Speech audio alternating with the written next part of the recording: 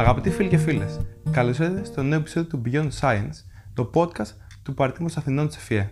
Σήμερα έχω την ιδιαίτερη χαρά να έχω μαζί μου έναν από τους κορυφαίους παίχτες μπάσκετ της γενιάς του, το μοναδικό Έλληνα, ο οποίος έχει κερδίσει 2 Triple Crown. Πρόσφατα, πριν από 2 χρόνια, ανακοίνωσε δημόσια ότι έχει το σύνδρομο Asperger. Από τότε μέχρι και σήμερα, στο διάστημα αυτό, με αμέτρητες δράσεις του, προσπαθεί να ευαισθητοποιήσει και να ενημερώσει την ελληνική κοινωνία σχετικά με το θέμα του αυτισμού, καθώς επίσης και να βοηθήσει άτομα που βρίσκονται στο φάσμα και τις οικογένειές τους. Είναι λοιπόν μεγάλη μας τιμή να έχουμε σήμερα μαζί μας τον κύριο Δημήτρη Παπα-Νικολάου. Κύριε Παπα-Νικολάου, καλώς ήρθατε και ευχαριστούμε που είστε εδώ. Και δική μου χαρά και τιμή να είμαι έτσι στο μέλλον της ιατρικής, στο οποίο βασιζόμαστε πάρα πολύ όλοι μας. Να είστε καλά, να είστε καλά. Λοιπόν, ας το πιάσουμε από την αρχή ουσιαστικά της ιστορίας αυτής της σημερινής. Από τη διάγνωσή σας. Διαγνωστήκατε σε μια μεγάλη για το θέμα αυτό ηλικία. Πώς το βιώσατε αυτό? Ναι, εμένα είναι λίγο σύνθετο το θέμα και να το εξηγήσω από ποια άποψη. Εμένα έχει διαγνωστεί νωρίς η κόρη μου στο φάσμα του αυτισμού, 3,5 ετών, η Άρια. Και μέχρι σήμερα είναι 17,5 ετών την ώρα που μιλάμε. Και μέχρι εκείνη τη στιγμή δεν μ' άφηνε η γυναίκα μου να το πούμε δημόσια για εκείνη. Για ποιο λόγο πρέπει να το πούμε δημόσια για εκείνη? Γιατί έτσι πίστευα εγώ ότι θα την προστατεύσουμε από κακές συμπεριφορές. Όταν γίνεται κάτι δημόσιο, οι καλοί γίνονται καλύτεροι και οι κακοί κάνουν πίσω. Και έτσι έβαλα τον εαυτό μου μπροστά. Αλλά δεν είπα ψέματα. Πηγαίνοντας και εμείς σε έναν γιατρό ψυχικής υγείας, κάποια στιγμή η γυναίκα μου έκανε κάποια παραπονάκια για μένα. Θα τα βιώσετε αργότερα. Ότι δεν πιθανόν κάποια βλέπουν ότι ο Δημήτρης μπορεί να μην είναι πολύ κοινωνικός ή να είναι πολύ ώρα στο διαδίκτυο ή δεν μου δίνει μεγάλη σημασία κτλ. Και έτσι είπε ο γιατρός κάτι το οποίο μου άνοιξε μια μεγάλη πόρτα. Της είπε ότι μην τον παρεξηγήσει το Δημήτρη, έχει στοιχεία Asperger. Το Asperger εδώ να εξηγήσουμε, μιας και έχουμε και μελλοντικούς γιατρούς, σαν ορολογία έχει καταργηθεί. Μπαίνουν όλα μέσα στον αυτισμό ή στην υψηλή λειτουργικότητα αυτισμό, που και εκεί υπάρχει μια κουβέντα. Απλά το έχουμε για να ξεχωρίζουμε ότι είναι η υψηλότερη βαθμίδα λειτουργικότητας μέσα στον αυτισμό. Ο αυτισμός έχει πολύ ευρύ φάσμα, είναι τεράστιο, είναι 180.000 οικογένειες ήδη στην Ελλάδα. Και είναι και ένα άγνωστο πεδίο για την ιατρική. Άγνωστο στο από πού προέρχεται. Ας πούμε, το σύνδρομο Down βρέθηκε στον προγεννητικό έλεγχο. Ο αυτισμός δεν φαίνεται. Και γι' αυτό και όλες οι μετρήσεις που έχω πάρει και από το Harvard και από τον Καναδά λένε και μια αύξηση μέχρι 200%. Ο ένας λόγος που θα έχει αύξηση είναι ότι δεν το ξέρει η ιατρική στη γέννησή του από πού προέρχεται, και ο άλλος λόγος είναι ότι ο κόσμος έχει αρχίσει και πηγαίνει στον γιατρό. Και σε αυτό του είδε στον γιατρό, ψυχικής υγείας εννοώ. Έτσι. Για να επιστρέψω λοιπόν στο ερώτημά σας, ο γιατρός τότε είπε στη γυναίκα μου ότι μην τον παρεξηγήσει, το Δημήτρη έχει στοιχεία Asperger. Και εγώ τότε για να προστατέψω και το παιδί έβαλα τον εαυτό μου μπροστά και ξεκίνησα με μένα. Όταν είπα για μένα εκείνο το βράδυ, εκείνη την ημέρα, ελευθερώθηκε και η γυναίκα μου και η κόρη μου και μετά είπα και για την κόρη μου. Αλλά στην μεγάλη εικόνα, εγώ είπα για μένα για να προστατευτεί το παιδί και κατ' επέκταση τα παιδιά. Οπότε, αν δεν είχα παιδί, δεν ήμουν παντρεμένος και μου το έλεγε αυτό ο γιατρός, μπορεί να το αμφισβητούσα, μπορεί να έπαιρνα μια δεύτερη γνώμη, μπορεί οτιδήποτε. Όταν μου το είπε αυτό ο γιατρός, εγώ είδα τη μεγάλη εικόνα ότι θα προστατέψω το παιδί και κατ' επέκταση θα κάνω καλό και σε πάρα πολλά παιδιά και ενήλικες. Και εδώ είναι ευκαιρία να περάσουμε ένα μήνυμα ότι κυρίως οι μπαμπάδες, γιατί ας πούμε αν έχω κάποιες εκατοντάδες μηνύματα, μην πω άλλο αριθμό, στα social media, το 95% που μου έρχεται είναι από μαμάδες, γυναίκες που το βιώνουν πιο συναισθηματικά και είναι πιο δεκτικές στον γιατρό. Υπάρχουν πολλές περιπτώσεις που ο γιατρός θα σου πει κάτι και οι γονείς είναι σε άρνηση. Γιατί ο αυτισμός είναι κάτι που δεν φαίνεται. Οπότε μπορεί να το αμφισβητήσεις, τουλάχιστον σε μικρή ηλικία. Ναι, οπότε εσείς το βιώσετε, είπατε έτσι, ουσιαστικά εσείς μπορεί να το αμφισβητούσατε πάλι στοίχες, αλλά τώρα σας βοήθησε κιόλας για αυτό που θέλετε να κάνετε. Η οικογένειά σας, δηλαδή η γυναίκα, η κόρη σας, πώς αντιδράσαν σε αυτό και οι φίλοι σας, τι σχόλια μπορεί να λάβατε? Εντάξει, καταρχήν είναι αλήθεια, δεν είπα ψέματα. Ας πούμε, διαπίστωσα κάποια πράγματα, τα στοιχεία αυτισμού, ότι δεν μου άρεσε να είμαι πάρα πολύ ώρα κοινωνικός, ότι οι φίλοι μου μπορεί να ήταν μόνο με βάση τα χόμπι, ότι στην παραλία μπορεί να μην. Δεν θέλω καθόλου να κάθομαι στον ήλιο, αφού έχει και δίπλα γιατί να κάθομαι στον ήλιο. Λίγο παραπάνω μοναχικότητα. Κάποιες εκρήξεις θυμού παλιότερα που δεν μπορούσα να τις διαχειριστώ, ίσως που αντικούσαν και τον εαυτό μου. Ένα τικ που είχα τα 90s που έπαιζα, τα οποία τότε δεν ξέρανε κανείς από ό,τι προέρχεται και μου κάνανε ενέσεις botox στο λαιμό, έκανα ένα τικ με το κεφάλι. Οπότε μπήκανε κάποια κουτάκια στη θέση τους. Ξέρετε, μετά από μένα, επειδή πήγαν και μόνο έμαθα εγώ, καμιά 200 ενήλικες να πάνε να διαγνωστούν τον εαυτό τους. Όταν πάρει μια σωστή διάγνωση για τον εαυτό σου, ξέρεις αμέσως ποια είναι τα πλεονεκτήματά σου και συγχωρείς και τον εαυτό σου. Αυτό είναι το σημαντικό και γι' αυτό να ξέρετε ότι κι εσείς αυτό που σπουδάζετε δεν είναι ακριβώς επάγγελμα, είναι λειτουργήμα. Έτσι, οπότε βοηθάτε και εσείς τον κόσμο, δεν τον βοηθάω μόνο εγώ. Θα βοηθήσετε και πρακτικά πάρα πολύ κόσμο και είμαι σίγουρος ότι αυτό το νιώθετε και είμαι σίγουρος ότι είναι ένας από τους λόγους που διαλέξατε αυτό το δρόμο. Οπότε ήταν αλήθεια και μπήκαν κάποια κουτάκια στη θέση τους. Αν πάρει ένας άνθρωπος μια σωστή διάγνωση, ξέρει ποια είναι τα πλεονεκτήματά του. Μέχρι να πάρει μια διάγνωση να αποδεχτεί τον εαυτό του, δεν ξέρει ποια είναι τα μειονεκτήματά του και γιατί μπορεί να του συμβαίνουν κάποια πράγματα. Λοιπόν, επειδή είπατε και πριν ότι είμαστε απευθύνοι σε φοιτητές και εξηγήσατε την το σύνδρομο Asperger περίπου, θέλω να σας ρωτήσω πώς ορίζετε ουσιαστικά τον αυτισμό. Εσείς που είστε και πιο ενημερωμένος από το θέμα. Πώς τον ορίζει? Ναι, γιατί φαντάζομαι δύσκολο να δοθεί ένας ακριβής ορισμός. Είναι ακριβώς, γι' αυτό λέγεται και φάσμα, είναι πάρα πολύ ευρύ, είναι τεράστιο. Έχει πάρα πολλές διαφορές μέσα. Τα συνήθη στάνταρ είναι ότι οι άνθρωποι αυτοί έχουν ευαισθησία πολλές φορές στον ήχο, στο φως και στις μυρωδιές. Οπότε και εσείς σαν γιατροί, είμαι σίγουρος ότι θα παρακινήσετε και στους υπόλοιπους, που για μένα το είπα και εγώ πρόσφατα, με είχε καλέσει η αναπληρώτρια υπουργός κυρία Αγαπητάκη πριν λίγες μέρες και στο επισήμανα, ότι για μένα θα έπρεπε να μπει στη βασική σας εκπαίδευση, οι αόρατες αναπηρίες.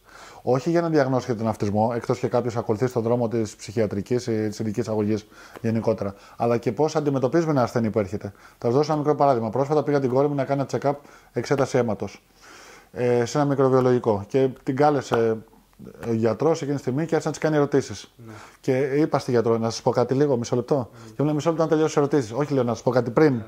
Έτσι. Λοιπόν, ναι, το πρωτόκολλο και η διαδικασία χρειάζεται προσοχή. Πρέπει να είμαστε συγκεκριμένοι σε αυτούς τους ανθρώπους. Ποτέ δεν θα έχετε ένα ασθενή στο φάσμα αυτού και θα του λέτε βρέχει καρεκλοπόδαρα, γιατί θα ψάχνει καρεκλοπόδαρα. Ή δεν θα του πείτε πέσανε τα καράβια με έξω και δεν μπορεί να σου πει πού πέσανε. Πρέπει να ξέρουμε να μιλάμε. Πώς να συμπεριφερόμαστε, ότι δεν λέμε ποτέ ηρέμησε Γιωργάκη, ηρέμησε Κωστάκη, ηρέμησε Ελένη, ηρέμησε Μαρία. Δεν ακουμπάμε με το παραμικρό, κυρίως ανθρώπους που έχουν ευαισθησία και δεν θέλουν να τους ακουμπάνε. Αλλά δεν είναι όλα, είπαμε, το φάσμα έτσι. Είναι ένα μεγάλο κομμάτι του. Ας πούμε, η κόρη μου δεν έχει τέτοιες ευαισθησίες. Έχει στη μυρωδιά. Μπορεί να μυρίσει κυρίως το τσιγάρο, το μυρίζει από τα 2,5 χιλιόμετρα και ευτυχώς αυτή τη στιγμή δεν καπνίζει κανένα στο σπίτι. Λοιπόν, αλλά ξέρω και ένα παιδί που ακούει τις πεταλούδες. Έχουν πολλές ευαισθησίες όταν πετάνε. Έχουν πολλές ευαισθησίες αισθητηριακές, τις οποίες ο γιατρός πρέπει να είναι ενημερωμένος, να περάσει μια εκπαίδευση ή κάποιο σεμινάριο, να ξέρει πώς να τις αντιμετωπίζει, καθώς και να δίνει και προτεραιότητα αν δεν υπάρχει κάτι επίγον μπροστά του. Πάρα πολλές φορές πολλοί άνθρωποι από αυτούς δεν αντέχουν την αναμονή.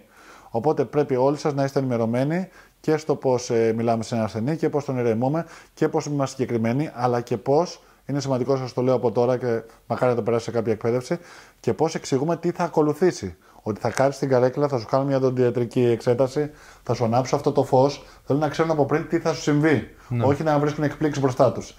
Αυτά είναι κάποια από αυτά που πρέπει να μάθετε. Άρα ουσιαστικά είναι μια νευροδιαφορετικότητα, ναι. Δηλαδή στον εγκέφαλο. Νευροδιαφορετικότητα, ναι, το λέμε κι αλλιώς νευροπικιλότητα. Ναι, δεν είναι κάποια ασθένεια. Ναι. Όταν είπα εγώ για τον εαυτό μου, έστελνε κάποιος, μια μερίδα κόσμου μου έστελνε περαστικά και του έλεγα παιδιά, δόξα Θεώ, καλά είμαι. Οπότε είναι μια κατάσταση του εγκεφάλου η οποία πολλές φορές λειτουργεί και προς όφελος της ανθρωπότητας. Θα έχετε δει κάποιες ταινίες, θα έχετε ακούσει για κάποιους ανθρώπους φαινόμενα. Υπάρχουν, δεν είναι όλοι, δεν πρέπει να βαφτίζουμε όλους θαύματα μέσα στον αυτισμό. Έτσι, πρέπει να αντιλαμβανόμαστε και τις δυσκολίες που υπάρχουν μέσα. Αλλά υπάρχουν. Έχω γνωρίσει για παράδειγμα ένα παιδί σε μια επαρχιακή πόλη, ο οποίος είχε ένα αλγόριθμο στο μυαλό του. Ας πούμε, μου είχε πει Δημήτρη, ποια μέρα έχει γεννηθεί. Και του λέω: δεν ξέρω, αν ήμουν Σάββατο θα μου το έχει πει η μάνα μου. Και μου λέει: δεν πειράζει, πες μου ημερομηνία και θα σου πω εγώ. Του λέω 7 Δευτέρα 77. Κάνει έτσι σε 3 Δευτέρα και μου λέει Δευτέρα ήταν. Του λέω: τι το έχει διαβάσει. Μου λέει: δεν το έχω διαβάσει. Παίρνω την γυναίκα μου ανοιχτή αγόραση, τη λέει Τετάρτη ήταν. Λέω: πώς το κάνεις. Μου λέει: είναι ένας αλγόριθμος που είναι στο μυαλό μου και το βγάζει σε 3 δευτερόλεπτα. Υπάρχουν αυτά τα μυαλά, τα οποία μπορεί να τα αξιοποιούμε. Αν κάνετε ένα Google, θα δείτε ότι στο φάσμα του αυτισμού ήταν ο Άλμπερτ Αϊνστάιν, ήταν ο Νεύτωνας, ο Μότσαρτ, σήμερα έχει πει ότι είναι στην πλήρη λειτουργότητα ο Elon Musk, έτσι ο Άντονι Χόπκινς. Οπότε, αν αυτούς τους ανθρώπους αξιοποιήσεις, μπορεί να κερδίσεις και σαν κοινωνία. Είναι άνθρωποι που κάνουν focus, δεν κουτσομπολεύουν πολύ τους άλλους, συζητάνε για στόχους και ιδέες και όχι για άλλους ανθρώπους. Και γι' αυτό κάνουν πολλά πράγματα στη ζωή τους. Μπορεί τα περισσότερα πράγματα από αυτά που φαίνονται κοινά να μην τα κάνουν καλά, αλλά μπορεί να κάνουν ένα πράγμα εκπληκτικά. Μπράβο. Οπότε, αν ανακαλύψει ποιο είναι αυτό το πράγμα που είναι καλά, μπορεί να του κερδίσει η κοινωνία μας. Ναι, λοιπόν, οπότε εσείς, αυτό το πράγμα που λέξατε τον μπάσκετ ουσιαστικά, και θέλω να σας ρωτήσω πώς εσείς, αδιάγνωστος, καταφέρετε να κάνετε μια πορεία 20 ετών ουσιαστικά στο υψηλότερο επίπεδο του ευρωπαϊκού μπάσκετ. Ναι. Αν σας βοήθησε δηλαδή κάπου αυτό, ή αν σε εμπόδισε. Ένας ψυχολόγος μου είπε ότι με βοήθησε γιατί κάνουμε focus από μικρή και εγώ μεγάλωσα στα Νέα Λιώσια, τότε Ήλιον, σήμερα σε φτωχική οικογένεια 60 τετραγωνικά. Αλλά είχαμε ένα, ας το πούμε, μειονεκτήματα πολλά στην εποχή, αλλά και ένα πλεονέκτημα ότι επειδή δεν υπήρχαν δεν είχαμε πάρα πολύ ηλεκτρονική ζωή, ναι. Είχαμε πάρα πολύ αληθινή ζωή. Ναι. Και ξεδίναμε στον δρόμο. Δηλαδή μετά το σχολείο, άφημα η τσάντα, παιχνίδι κατευθείαν. Πολύ μπάλα, πολύ μπάσκετ, είχε 1,5 κανάλι τότε. Είχε την R1 και R2 έπιανε με χιόνια, με παρεμβολές μόνο. Οπότε ξεδίναμε στο παιχνίδι, στο αληθινή ζωή, έτσι. Λοιπόν, οπότε ξέδινα και εκεί. Αυτό που δεν με βοήθησε ήταν ότι δεν μπορούσα να διαχειριστώ ίσως κάποιες εκρήξεις θυμού που είχα. Να φιλτράρω καταστάσεις, ήμουν ευκολόπιστος, γιατί οι άνθρωποι στο φάρμα είναι ευκολόπιστοι και πολλές φορές λένε και αυτό που πιστεύουν είναι χωρίς φίλτρο και μπορεί να το παρεξηγηθεί. Δεν έχουν πλάγιες οδούς. Γι' αυτό και είναι και οι καλύτεροι μάρτυρες, είναι οι άνθρωποι που δεν μπορούν να πούνε ψέματα. Έτσι λέμε, είναι καταπληκτικοί άνθρωποι, αρκεί να μην τους κοροϊδέψεις. Δηλαδή, αν θα έρθει ένας άνθρωπος να σου μιλήσει, ακόμα και αν σου πει κάτι που δεν σε ενδιαφέρει εκείνη τη στιγμή, είναι πάρα πολύ σημαντικό να συνεχίσεις την κουβέντα του. Αλλά υπάρχουν και μη λεκτικοί άνθρωποι και εκεί έρχεται ένα μεγάλο στοίχημα για εσάς. Οι οποίοι άνθρωποι μπορεί να πονάνε κάπου και να μην μπορούν να σου πούνε πού πονάνε. Και είναι μια πολύ δύσκολη κατάσταση και για την οικογένεια και για τον γιατρό. Συνήθως εκεί επικοινωνούν με κάποιες κάρτες να διαβάζουν και να δείχνουν σε διάφορα θέματα. Οπότε έχει μεγάλη, είπαμε, ποικιλία ο αυτισμός μέσα. Έχει πάρα πολλές μορφές, αλλά κάποια στάνταρ υπάρχουν και είναι καλό να τα γνωρίζετε. No. Ωραία, όπως είπατε και εσείς πριν, έχετε και την κόρη στην Άρια, η οποία είναι και αυτή στο φάσμα του αυτισμού. Και θέλω με δύο λόγια να μας πείτε πώς είναι για εσάς που είστε γονείς να μεγαλώνετε ένα παιδί στο φάσμα. Στην αρχή ήταν δύσκολα. Καταρχήν η Άρια πήρε το όνομά της, λέγεται Αρίστη, και έτσι λέγανε τον πατέρα μου, ο οποίος έχει χαθεί από καρκίνο. Τον έχασαν όταν ήταν 57 ετών. 58. Η Άρια λοιπόν πήρε το όνομά του. Στην αρχή η διάγνωση, κυρίως όσο πιο πάμε λίγα χρόνια πριν και πόσο μάλλον πιο παλιά, είναι δύσκολο γιατί είναι και στίγμα για την κοινωνία και ανησυχούμε και αγχώνομαστε και εμείς και είμαστε και σε άρνηση πάρα πολλές φορές. Ότι όταν είναι μικρό το παιδί δεν βλέπεις κάτι, 2 χέρια, 2 πόδια. Λες αρτιμελής είναι, όλα καλά, γενικότερα όλα καλά. Γύρω στα 3-3,5 εκεί. Πολύ 4. Μπορεί, αν έχει κάποια εμπειρία και είναι δεκτική γονείς, να καταλάβεις κάποιες διαφορές στο λόγο, αν υπήρχε στην Άρια, στις κινήσεις, στο γράψιμο και αυτά. Εμάς μας το είπαν στον παιδικό σταθμό και ξεκίνησε σαν ένας αγώνας. Οι άνθρωποι περνάνε κάποια στάδια, τα οποία θα τα εξηγείτε και εσείς στους ασθενείς σας. Το πρώτο στάδιο είναι το σοκ. Και είναι και πώς θα το πεις. Ας πούμε, η Ευρώπη είναι της αγάπης, η Αμερική είναι του γκντουπ, του φαρμάκου. Ας το πούμε έτσι, πιο οτιδήποτε τι έχεις. Αυτό είναι σαν γενικότερη, έτσι, έχω ακούσει αντίληψη, έχω ακούσει από διάφορους στον χώρο σας. Το πρώτο λοιπόν είναι να το αποδεχτεί το σοκ. Μετά έρχεται ο αγώνας και στο τέλος έρχεται η αποδοχή. Η αποδοχή είναι λύτρωση. Με συνεχιζόμενο αγώνα. Αλλά αν αποδεχτείς μια κατάσταση ότι είναι έτσι, είναι OK. Ποτέ δεν πρέπει να πεις γιατί σε μένα, ποτέ είναι πολύ εγωιστικό. Πρέπει ότι σου έρχεται να τα αγκαλιάζεις και να το αντιμετωπίζεις. Έτσι. Οπότε όταν καταλάβαμε εμείς ότι η Άρια δεν έχει παθολογικό πρόβλημα, ότι κανείς δεν πεθαίνει από αυτισμό, αλλά μπορεί να πεθάνει από αποκλεισμό, ησυχάσαμε κι εμείς περισσότερο. Έχουμε ένα άγχος εμείς για το αν είναι λειτουργική κοινωνία όταν θα πεθάνουμε εμείς βιολογικά. Αυτό είναι ένα άγχος, γιατί δεν φτάνει να παλεύουμε εμείς για τη λειτουργικότητα της Άριας, είναι ότι και σε τι χέρια θα πέσει. Και αυτό που κάνουμε αυτή τη στιγμή και αυτό που κάνουμε κάθε μέρα και αυτό που θα κάνετε κι εσείς, μας βοηθάει πάρα πολύ να ησυχάσουμε κι εμείς για το μέλλον, ότι η κοινωνία θα είναι πιο λειτουργική όταν θα φύγουμε εμείς και θα μπορούν και τα δικά μας παιδιά να ζήσουν αξιοπρεπώς, γιατί εμείς έχουμε διαφορετικά άγχη από το αν θα έχει το παιδί ένα κεραμίδι πάνω από το κεφάλι του ή από την επαγγελματική του αποκατάσταση. Είναι αν θα πέσει σε κάποιον άνθρωπο που δεν θα είναι καλός, να το πω έτσι ευγενικά. Έτσι, γιατί πάρα πολλοί άνθρωποι που εκμεταλλεύονται πιο ευπαθείς ομάδες, πιο ευάλωτες, πιο διαφορετικές, ας το πω έτσι, σε αυτές τις περιπτώσεις. Ναι. Είναι κάποια έξτρα άγχη, δηλαδή αυτά που έχει ένας γονιός. Βέβαια, είναι έξτρα άγχη αν θα. Πόσο λειτουργικό θα είναι το παιδί μέσα στο φάσμα και πόσο λειτουργική θα είναι η κοινωνία ώστε να συνεχίσει αξιοπρεπώς τη ζωή το παιδί. Σε αυτό θέλω πάνω. Εσείς πότε πιστεύετε είναι το καταλληλότερο σημείο να πεις ένα παιδί, να εξηγήσεις ένα παιδί που είναι στο φάσμα την ιδιαιτερότητα του αυτή? Και εσείς πότε το είπατε στην Άρια συγκεκριμένα? Αυτό, ωραία ερώτηση. Εμείς αυτό μου το ρωτάνε και άλλοι γονείς και προσπαθώ να μην πάρω τέτοια ευθύνη γιατί κάθε ένας μπορεί να το πάρει διαφορετικά. Έχουμε μέσα στον αυτισμό πράγματι και κάποια αυτοκτονικά περιστατικά ή αυτοτραυματικά, υπάρχουν και αυτά. Αλλά δεν είναι η πλειοψηφία. Έτσι. Λοιπόν, οπότε είμαι εκεί, είναι σε συνεργασία ο κάθε γονέας ή κάθε άνθρωπος πρέπει να το κάνει σε συνεργασία με τους ειδικούς που παρακολουθούν το συγκεκριμένο το παιδί. Δεν πρέπει να δίνουμε οδηγίες από μακριά στο τι να κάνεις. Και εμείς, ας πούμε, το είπαμε στην Άρια όταν ήταν 15 ετών. Κάτσαμε σε ένα καναπέ καλή ώρα όπως είμαστε εδώ με τη γυναίκα μου. πριν 2,5 χρόνια και της είπαμε: Άρια, αυτό συμβαίνει αυτό και αυτό γιατί στο φάσμα του αυτισμού. Μέσα το πήρε καταπληκτικά. Και είπε: Ήμουν σε ένα κλουβί και ελευθερώθηκα. Και εκεί που την κυνηγάγαμε μικρή με την κοροϊδέψη στις κούνιες, τώρα πάει και το λέει μόνη της. Έχω αυτισμό, έχω αβότης, μιλάει τέλεια αγγλικά η κόρη μου. Οπότε από τη στιγμή που το λέω μόνη σου, σου το λέω εγώ, σου μεταφέρω την ευθύνη. Πλέον δεν έχεις δικαίωμα να πεις δεν ήξερα ή οτιδήποτε συμπεριφορά. Από τη στιγμή που το λέω, μην με κοροϊδέψεις, γιατί ο αυτισμός δεν είναι επιλογή. Η συμπεριφορά σου απέναντί του όμως είναι. Έχετε απόλυτο δίκιο. Και να πω σε αυτό το σημείο που λέμε για την κόρη και την έξω, ότι έχω δει και μια συνέντευξη που είστε όλοι μαζί στο διαδίκτυο. Και είδα στην κόρη στην Άρια ότι πραγματικά πατάει πολύ γερά στα πόδια της.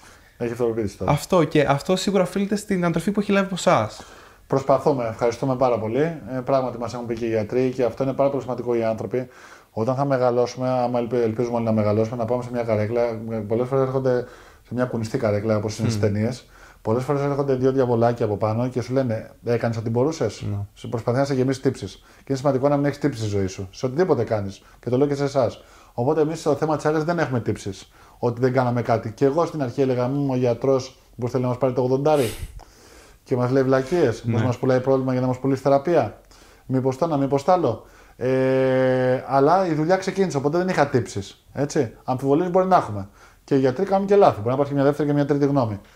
Όταν επιβεβαιώσαμε ότι είναι έτσι τα πράγματα, δεν είχαμε τύψεις γιατί με το που το μάθαμε ξεκινήσαμε μέσα δουλειά. Είναι σημαντικό οι άνθρωποι λοιπόν να έχουν μια αποδοχή και να βοηθάνε τα παιδιά τους με βάση την πρώιμη παρέμβαση στο συγκεκριμένο θέμα. Είναι σαν το δόντι. Αν το αφήσεις μέχρι να σε πονέσει και θα πονέσει περισσότερο και θα κοστίσει παραπάνω. Όσο πιο νωρίς ξεκινήσει η δουλειά είναι πάρα πολύ σημαντικό. Οπότε δεν έχουμε τύψεις και έχουμε προσπαθήσει να μεταφέρει στην Άρια μια θετική ψυχολογία και μέχρι στιγμής τα έχουμε καταφέρει και μακάρι να συνεχίσει έτσι.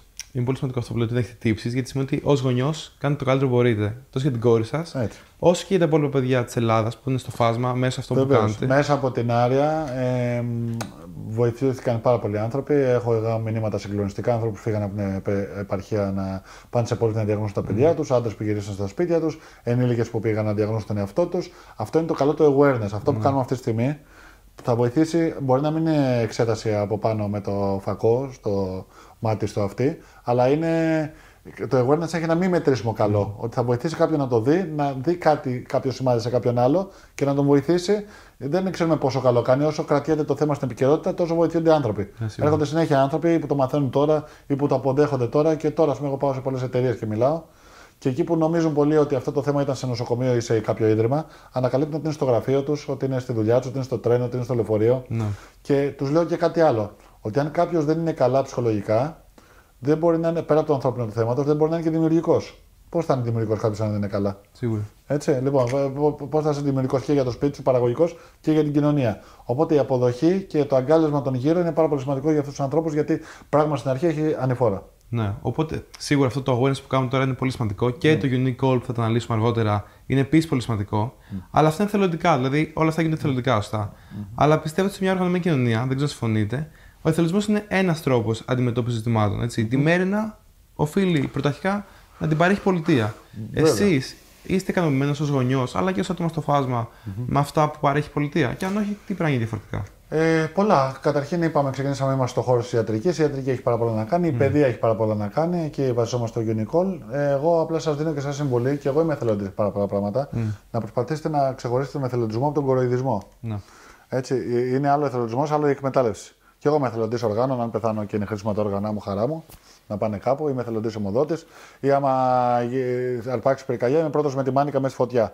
Αυτό είναι από χαρακτήρα. Θέλω να προσφέρω. Προσπαθώ όμως και στη φάση που είμαι τώρα να μην με εκμεταλλεύονται. Να επιλέγω πού πηγαίνω, τι κάνω, αν οι συνθήκες καλές πηγαίνω, αν κάποιος θα κερδίσει. Γιατί αυτό το θέμα παράγει συναίσθημα. Ό,τι παράγει συναίσθημα μπορεί να εκμεταλλευτεί. Έτσι. Οπότε προσπαθώ και εγώ να μην αφήνω να εκμεταλλευτούν και να βοηθείτε στην πραγματικότητα, στην πραγματική ζωή ο κόσμος. Να κρατάω μια ισορροπία και είναι σημαντικό αυτό για μένα. Το κράτος πάντα μπορεί να κάνει παραπάνω και το κράτος πιέζεται πάντα από τους αριθμούς. Οπότε τι κάνω εγώ. Μπορεί να σηκώσει ένα θέμα καταγγελτικά, το οποίο άμα χρειαστεί κάτι πρέπει να καταγγελθεί. Να σας πω ένα παράδειγμα. Πρόσφατα, πριν 3 μήνες πόσο είναι, δολοφονήσαν τον Αντώνη Καριώτη στο πλοίο που τον πετάξανε στη θάλασσα και τον εγκαταλείψανε κιόλας. Αυτός ο άνθρωπος ήταν αυτιστικός. Αν είχαν μια γνώση στο πλήρωμα, πόσο σημαντική είναι η ενημέρωση, δεν θα τους έκανε καλύτερους ανθρώπους, γιατί δεν μπορεί να δικαιολογήσει κάτι ότι παίρνει το καράβι και πα στην Αίγυπτο και δεν τρέχει τίποτα να πέτάξει μια σακούλα αντί για άνθρωπο. Αλλά αντί να λέγανε ένας παλαβός, θα λέγανε ένας αυτιστικός και θα αναγνωρίζαν τη συμπεριφορά. Έτσι, αυτή είναι η σημαντική. Γιατί εμείς το είδαμε στα 5 λεπτά πριν το πλοίο που έκανε πιο στερεοτυπικές κινήσεις απ' έξω, ότι πήγε, ήθελε να δει τον κάμπο και ήθελε να μπει τελευταίος. Ή μπορεί να θέλει να περάσουν και από ένα σημείο. Μόνο όπως θέλει να περάσει αυτός. Αυτά είναι κάποιες στερεοτυπικές κινήσεις, τις οποίες επειδή είναι ανενημέρωτοι και οτιδήποτε και το πλήρωμα και αυτά, επαναλαμβάνω ότι του έκανε καλύτερους ανθρώπους. Γιατί αυτό δεν μπορεί να του συγχωρέσει με τίποτα. Απλά θα ήταν σημαντικό να έχουν κάποιες οδηγίες γενικά οι εταιρείες και τα πληρώματα. Οπότε το κράτος μπορεί να κάνει πάρα πολλά. Και εγώ βασίζομαι πάρα πολύ στη δημιουργία και στους αριθμούς. Ποιοι είναι οι αριθμοί? Ότι επειδή έχουμε 180.000 οικογένειες ήδη στην Ελλάδα, σε διάφορες όλες τις μορφές αυτισμού, και γιατί λέω οικογένεια, ο μέσος όρος ελληνικής οικογένειας, να το ξέρει, είναι 3,4 άτομα. Οπότε σημαίνει αν εσύ δεν προσέξεις καλά, εσύ, όχι εσύ, όχι εσύ συγκεκριμένα, αν δεν προσέξεις το παιδί μου, θα χάσεις από πελάτη, φίλο, ψηφοφόρο, οτιδήποτε και εμένα και τη γυναίκα μου και αδελφάκι αν υπήρχε. Και εσύ είναι γύρω-γύρω υπάρχουν λογοθεραπευτές, εργοθεραπευτές, πώς υπάρχουν πλέον παιδοψυχολόγοι κτλ. Ή ψυχολόγοι, γενικά ειδικοί ψυχικής υγείας. Οπότε, αν βασίζεις στους αριθμούς, οι πολιτικοί με όμικρον γιώτα κοιτάνε και τους αριθμούς. Όσο μεγαλώνουν οι αριθμοί, θα γίνονται και καλύτερα τα πράγματα. Αν είσαι καταγγελτικός μόνιμα, στα κάγκελα πρέπει να γίνει αυτό με το άλλο, συρρυκνώνεσαι πολλές φορές γιατί ο κόσμος έχει δικά του προβλήματα. Δεν μπορεί να τον φορτώνεις με δικά σου μόνο.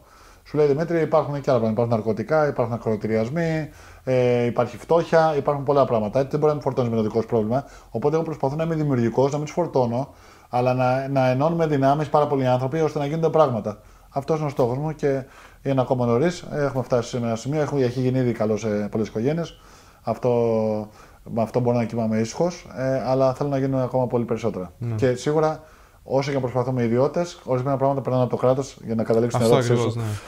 Για να καταλήξουν στην ερώτησή σου, το κράτος σίγουρα μπορεί να κάνει παραπάνω και μια κοινωνία κρίνεται πώς συμπεριφέρεται κυρίως σε αυτά τα θέματα και μετά οτιδήποτε άλλο. Πάνω σε αυτό το θέμα του κράτους και τι μπορεί να κάνει το κράτος, έχω ακούσει σε άλλες συνεντεύξεις που έχετε επισημάνει τη σχέση ανάγκης μεταξύ τυπικών παιδιών και παιδιών στο φάσμα του αυτισμού. Συμπερίληψη. Ακριβώς. Στο πλαίσιο αυτό, πώς αξιολογείτε την ύπαρξη κοινών σχολείων? Ναι, στο εξωτερικό υπάρχουν κοινά σχολεία. Υπάρχει μια άποψη ότι δεν πρέπει να υπάρχουν ειδικά σχολεία και τυπικά. Έτσι. Ότι δεν πρέπει να υπάρχει μια παιδεία δύο ταχυτήτων. Εγώ θα σου πω κάτι τώρα. Είτε είναι ένα παιδί στο φάσμα, είτε δεν είναι στο φάσμα ή οτιδήποτε. Λέω ότι πολλές φορές το λέω στους ίδιους γονείς. Ότι δικαιώματα δεν έχει μόνο το παιδί μας. Αν ένας ενοχλεί 20, έχουν δικαιώματα και 20. Έτσι. Δεν το κάνουμε σημαία μας τον αυτισμό για τα πάντα. Πρέπει να έχουμε μια συνέστηση που βρισκόμαστε. Ο στόχος όμως είναι να μην υπάρχει, δεν υπάρχουν δύο ταχυτήτων παιδεία. Και γιατί είναι σημαντική η συμπερίληψη? Γιατί μετά τα 18 γενικά οι άνθρωποι ακόμα και αν δεν γνωρίζονται στα σχολεία, θα γνωριστούν απότομα έξω και δεν θα ξέρουν ένα τον άλλο. Ναι. Οπότε εκεί περνάμε και στο Unicall. Τι κάνουμε στο Unicall, πέρα από το ότι έχουμε 60 παιδιά στο φάσμα του αυτισμού, το απόγευμα με πρεσβευτές, έχουμε την τιμή, τον Νίκο Γκάλη και τον Γιάννη τον Κούμπο. Κάνουμε βιωματικές δράσεις και ενώνουμε ειδικά και τυπικά σχολεία. Να γνωρίζετε τα παιδιά πριν τα 18. Θα δώσω ένα άλλο παράδειγμα. Όσες φορές και να πει σε έναν μην παρκάρει σε ράμπα αμαία, θα σου πει 10 λεπτά πετάχτηκα στην τράπεζα. 5 λεπτά στο μαγαζί να αλλάξω μια μπλούζα, κάτι οτιδήποτε. 5 λεπτά ένα 10 λεπτά άλλο πάει η μέρα. Λοιπόν, αν όμως γίνει βιωματική εκπαίδευση και γνωρίζει τα παιδιά από νωρίς, τότε η ράμπα αμαία παίρνει πρόσωπο. Και λες από αυτή η θέση είναι του Γιώργου, της Μαρίας, του Κώστα, Τσελένη, στοιχεία τα ονόματα, δεν θα παρκάρω εδώ. Αλλιώς, όσο και να λες, όσο να πας καταγγελτικά, είναι δύσκολο, θα σου πει άλλους 10 λεπτά. Δεν έχουμε παιδεία. Όσο καλύτερη είναι η παιδεία, τόσο λιγότερη καταστολή χρειάζεται στο μέλλον. Και τι θα πει παιδεία? Παιδεία δεν είναι προπαίδεια. Η προπαίδεια είναι αυτό που κάνετε εσείς, να πάρετε την ειδικότητά σας σαν γιατροί, να γίνετε ένα μπράβο σας, συγχαρητήρια, θα είναι και περήφανη δική σας. Έτσι. Παιδεία όμως είναι διαφορετικό πράγμα. Παιδεία, ας πούμε, είναι αυτή τη στιγμή στις βόρειες χώρες, όπου έχουν υποχρεωτικά εκτός από μαθηματικά, φυσική και χημεία, έχουν υποχρεωτικά μια ώρα την εβδομάδα να συζητάνε τα προβλήματά τους μέσα στα σχολεία. Έτσι αρχίζουν οι μαθητές και ανοίγονται ο ένας τον άλλο και γίνονται πιο δεκτικοί. Δεν είναι μόνο, ζούμε σε έναν κόσμο πολύ ανταγωνιστικό. Ο ανταγωνισμός είναι καλός γιατί θα προσφέρει και τον καλό γιατρό. Δεκτό. Δεν χρειάζεται και ο καλός γιατρός θα μας βοηθήσει όλους. Αλλά πρέπει να είναι και λίγο, καμιά φορά να μην είναι εγωιστικός, ότι υπάρχουν και άλλοι άνθρωποι στην κοινωνία. Και οπότε λέω και στους τυπικούς ανθρώπους, σε όλους, ότι αν γνωρίσετε τα παιδιά μας, θα σας κάνει μόνο καλό. Δεν θα κάνει καλό μόνο στα δικά μας παιδιά, θα κάνει και σε εσάς καλό. Σε όλες τις μορφές. Και κυρίως όσο προχωράνε οι διαγνώσεις, όσο προχωράει η ιατρική και αυξάνονται και οι αριθμοί. Μου είχα δει ένα δημοσίευμα παλιά για κάποιον τώρα που είμαι στο χώρο σας, ότι 40 ετών πέθανε από βαθύ γύρας. Εγώ χαίρομαι χάρη στην ιατρική που είμαι 46 και είμαι εδώ και χωρίς να είμαι σε βαθύ γύρας. Λοιπόν, αυτό το προσφέρουν τα φάρμακα και η βελτίωση ζωής, γιατί δεν πρέπει να απαξιώνουμε, να απαξιώνουμε και να θεωρούμε τα πάντα δεδομένα. Έχετε δίκιο. Τώρα ήθελα να μιλήσουμε για το Unicall, το αναφέρατε ήδη, έτσι. Για όποιον δεν το γνωρίζει, είστε εμπνευστής. Ναι, είναι ένα πρόγραμμα που ξεκινήσαμε με πρεσβευτές τον Νίκο Γκάλη Γιάννη Τοκούμπο. Γιατί πάντρεψα τον Νίκο Γκάλη Γιάννη Τοκούμπο? Καταρχήν δεν ήταν καθόλου εύκολο, γιατί είναι άνθρωποι που έχουν πάρα πολλά αιτήματα από πολλούς και τους ευχαριστώ και από εδώ. Για να απλώσουμε το μήνυμα παραπάνω, είναι μια ακαδημία απόγευμα που προπονητές ειδικής αγωγής προπονούν τα παιδιά. Παίζοντας μπάσκετ και βελτιώνται τα παιδιά και στην πραγματική ζωή. Δεν είναι μόνο βελτιώνται αν θα βάλουν ένα καλάθι. Ναι. Το μπάσκετ είναι όχημα. Η μπάλα είναι όχημα. Με μια μπάλα ο Νέλσον Μαντέλα ένωσε όλη την Αφρική. Του ράγμπι εκείνος. Λοιπόν, το μπάσκετ λοιπόν είναι όχημα και εκτός ότι αυτό κάνει καλό και στους γονείς που κάθονται απ' έξω και συζητάνε μεταξύ τους.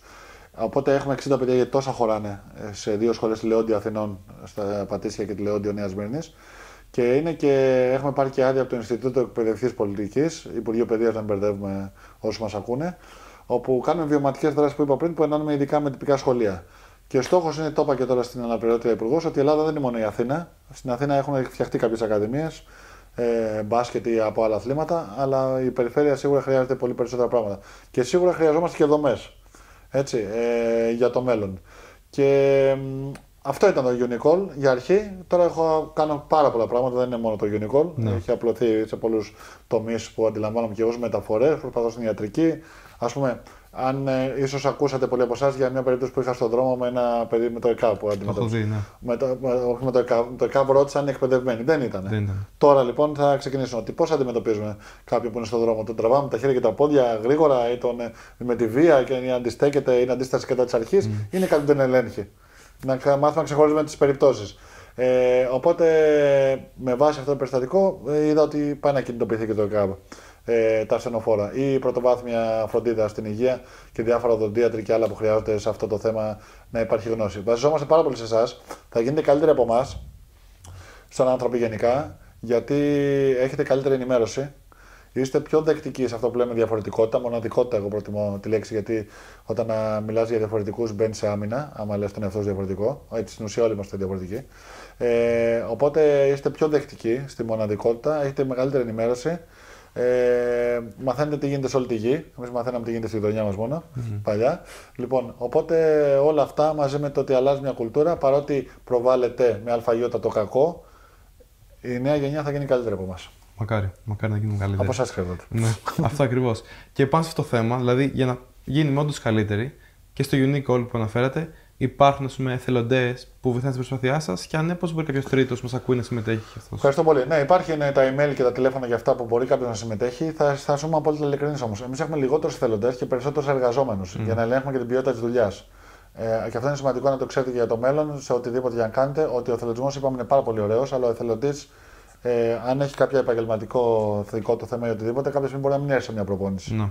Δεν μπορώ να βασιστώ εγώ ότι δεν θα προπονηθεί το παιδί σωστά στον εθελοντισμό. Προτιμώ στον εργαζόμενο που υπάρχει μια αμοιβή. Και γι' αυτό το λόγο εμείς δεν παίρνουμε χρήματα από γονείς και ελπίζω να μην χρειαστεί να πάρουμε ποτέ που είναι εκεί. Γι' αυτό το λόγο βοηθάνε οι χορηγοί, οι ιδιώτες εκεί που έρχονται, στηρίζουν, και με αυτόν τον τρόπο που στηρίζουν την προσπάθεια πληρώνονται όλοι οι εργαζόμενοι και όλος ο μηχανισμός, ώστε να μην πληρώνουν οι οικογένειες. Και μακάρι να μπορούμε να συνεχίσουμε να βρίσκουμε αυτή τη βοήθεια. Ωραίο που το έχετε κρατήσει έτσι και προσπαθείτε να παρέχετε την καλύτερη δυνατή υπηρεσία. Να σας ρωτήσω τώρα, από όταν ξεκινήσατε αυτό το ταξίδι και με όλα αυτά που κάνετε και έχουμε αναφέρει μέχρι στιγμής, θεωρείτε πως έχουν γίνει ουσιαστικά βήματα προόδου στη στάση της κοινωνίας απέναντι στον αυτισμό? Δηλαδή, ή τρομάζει ακόμα η λέξη αυτισμός εν τέλει την κοινωνία μας? Τέτοια ανταπόκριση έχω. Εντάξει, κυρίως στην περιφέρεια που υπάρχει το στίγμα, ακόμα τρομάζει, αλλά τα νεότερα ζευγάρια κυρίως έχουν αρχίσει και βγαίνουν από το καμπούκι τους. Παλιότερα δηλαδή που να βγουν από τους 4 τοίχους. Φυσικά δεν είμαι μόνο εγώ υπεύθυνος γι' αυτό. Πολλοί άνθρωποι, ο καθένας ανάλογα με τη δύναμη που έχει το ηχείο του, πώς να μιλάει είτε στα social media είτε σε τηλεόραση είτε διαζώσεις, έχει συμβάλει σε αυτό. Όλοι έχουμε βάλει ένα λιθαράκι. Έβαλα και εγώ ένα λιθαράκι. Δεν έχω μια τέτοια ανταπόκριση ότι έχει βελτιωθεί η συμπεριφορά των άλλων προς τους ανθρώπους με αυτισμό. Φυσικά στο 100% δεν φτάσουμε ποτέ σε οποιοδήποτε θέμα, έτσι, όχι μόνο στην Ελλάδα, αλλά στον κόσμο. Αλλά ο πρώτος αθλητισμός που έκανα και εγώ από μικρός με έχει βοηθήσει να είμαι focus στο στόχο μου ακόμα. Κάποια στιγμή μακάρι θέλω να ξεκουραστώ κι εγώ, λοιπόν, αλλά ελπίζω. Αλλά μου έχει κάνει να είμαι focus γιατί είχαμε περάσει πολλά. Ό,τι σου συμβαίνει, ό,τι κλειστή πόρτα βρεις, οδηγεί πάντα σε κάτι καλύτερο. Ακόμα και αν στεναχωρηθείς εκείνη τη στιγμή. Εμείς βρήκαμε πολλές κλειστές πόρτες και πολλές κακές συμπεριφορές για την Άρια. Και δεν θέλω να το κάνω να παίζουμε θύμα, είναι αλήθεια. Αλλά όλα αυτά μας οδήγησαν να το κάνουμε δημιουργικά. Και επειδή έχω περάσει κι εγώ σαν αθλητής, άλλο αθλητισμό, άλλο πρωταθλητισμό, έχω περάσει δύσκολα. Μια σχήμα στο χώρο, έχω κάνει εγχειρήσεις, έχω γράψει το στομάχι μου, διαφραγματοκύλι. Έχω βάλει ένα πλέγμα εδώ, κοιλιακούς προσαγωγούς, έχω κάνει εγχείρηση στο γόνατο. Γενικά είχαμε ένα γιατρό πάντα δίπλα μας στις ομάδες, ναι. Γιατί είναι κομβικός στην επαναφορά μας στον πρωταθλητισμό. Έχω περάσει και δύσκολα και σωματικά και ψυχικά. Ήμουν προπονημένος για να αντέξω και μια δύσκολη κατάσταση στη συνέχεια της ζωής μου. Οι δυσκολίες υπάρχουν, τις αγκαλιάζουμε όπως είπαμε από πριν και γυρνάμε το μειονέκτημα σε πλεονέκτημα. Ναι. Πάντα έτσι, δεν κλεινόμαστε στο καβούκι μας. Γι' αυτό είμαστε δημιουργικοί και γι' αυτό σας θέλουμε όλους δίπλα μας. Αυτές τις δυσκολίες που αναφέρετε τώρα, εσύ στην Άρια, πώς την προτιμάς ουσιαστικά για να τις αντιμετωπίσεις, και αυτές που αντιμετώπισες στο μεγάλωνε και αυτές που θα δεις στο μέλλον? Η Άρια είναι για αυτισμό, είναι πάρα πολύ κοινωνική και έχει πολύ θάρρος. Δηλαδή, άμα κάτσει εδώ, μπορεί να δώσει συνέντευξη άνετα ή να μιλήσει σε 1000 άτομα, που δεν συμβαίνει συχνά στον αυτισμό, γιατί ο αυτισμός βγαίνει από τη λέξη εαυτός, εαυτισμός. Είναι πιο κλεισμένο στον εαυτό. Η Άρια είναι ιδιαίτερα κοινωνική. Αυτό έχει και μια παγίδα, γιατί θα πάει να πει πράγματα που άλλος μπορεί να τα παρεξηγήσει και έρχεται το bullying μετά. Της το είπαμε αυτό και της είπαμε στην ουσία ότι δεν είναι πρόβλημα, δεν φταίει κανείς γι' αυτό. Είναι μια διάγνωση που συμβαίνει και φταίνει οι άλλοι να σε πειράζουν. Το οποίο είναι αλήθεια. Δεν θα δικαιολογήσαμε την κόρη μας άμα έκανε κάτι λάθος σε σχέση με τους άλλους. Οπότε το πήρε αυτό και το έκανε δύναμη. Συν ότι ακόμα και όταν σταθεί σε μια κάμερα που στέκομαι εγώ, νιώθηκε εκείνη σπουδαία. Είναι ωραία, παίρνει αυτοπεποίθηση. Ή με τον κόσμο που την αναγνωρίζει ή οτιδήποτε, ή άλλοι δείχνουν κάνα μήνυμα τι κάνει η Άρια που μου λένε. Οπότε τη δίνουμε κι εμείς μήνυματα αυτοπεποίθηση. Και κοιτάμε κι εμείς, λέω κι εγώ, που κάποια οδηγία πρέπει να δώσετε κι εσείς όταν πάρει το πτυχίο σας, ότι αν δεν είμαστε εμείς καλά, δεν είναι κανείς γύρω μας. Οπότε με τη γυναίκα μου δεν περνάμε στο σπίτι άσχημα μηνύματα ή οτιδήποτε. Έτσι. Περνάμε μόνο τα θετικά. Αν χρειαστεί κάτι θα το συζητήσουμε δυο μας, όχι μπροστά στο παιδί.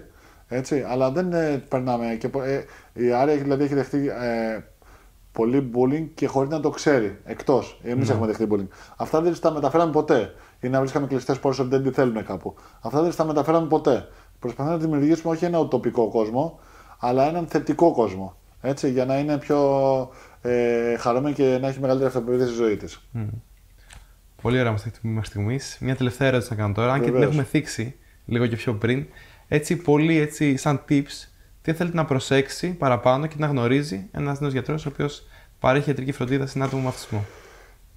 Αν δεν τον ενημερώσει ο γονέας ή ο συνοδός, καλύτερα είναι η λέξη, γιατί μπορεί να μην είναι γονέας απαραίτητα, να παρατηρήσει λίγο κάποια σημάδια που μπορεί να δει μια υπερκινητικότητα, ίσως κάποια με τα χέρια μπορεί να παίξουν όπως κάνω εγώ τώρα αυτή τη στιγμή, κάποια τικ ή κάτι ομιλία που να μην παραπέμπει στη στιγμή, να είναι όσο γίνεται πιο ενημερωμένος για όλες τις περιπτώσεις.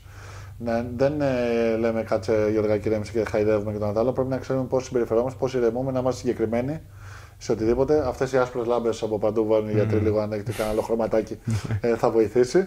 Λοιπόν, στην αναμονή, αλλά είναι πράγματα που θα πρέπει πέρα από τον Χ Παπα-Νικολάου, τώρα που σας είπε κάποια πράγματα εμπειρικά, είναι πολύ ωραίο να μιλήσετε με ανθρώπους ειδικής αγωγής. Κανονικά πρέπει από το κράτος να μπει στη βασική εκπαίδευση. Για μένα, έτσι. Να ξεκινήσουμε από τα σοβαρά, να μην κάνουμε μπαλώματα. Αλλά από εκεί πέρα, μέχρι να γίνει αυτό, ή αν δεν το προλάβετε εσείς, είναι ωραίο να προσεγγίσετε ανθρώπους ειδικής αγωγής ή από τα ειδικά σχολεία και να σου πούνε κάποια πράγματα. Θα σας χρησιμεύσει πάρα πολύ στη δουλειά σας και στη ζωή σας. Κύριε Νικολάκο, από εδώ ολοκληρώσαμε τη συνέντευξη. Ευχαριστούμε πάρα πολύ που ήρθατε. Εγώ ευχαριστώ, συγχαρητήρια για αυτή την προσπάθεια. Να είστε καλά, ελπίζω να το απολαύσετε όσο και εμείς. Βεβαίως. Να είστε καλά. Να είστε καλά εσείς. Γεια σας. Λοιπόν, κάπου εδώ ολοκληρώνεται και το σημερινό επεισόδιο του Beyond Science. Ευχαριστούμε όσοι μείναμε μέχρι το τέλος. Για περισσότερα επεισόδια μπορείτε να μας ακολουθήσετε στο YouTube, στο Spotify και στο Apple Podcast. Καλές γιορτές, με γεια και χαρά. Τα λέμε στο επόμενο επεισόδιο.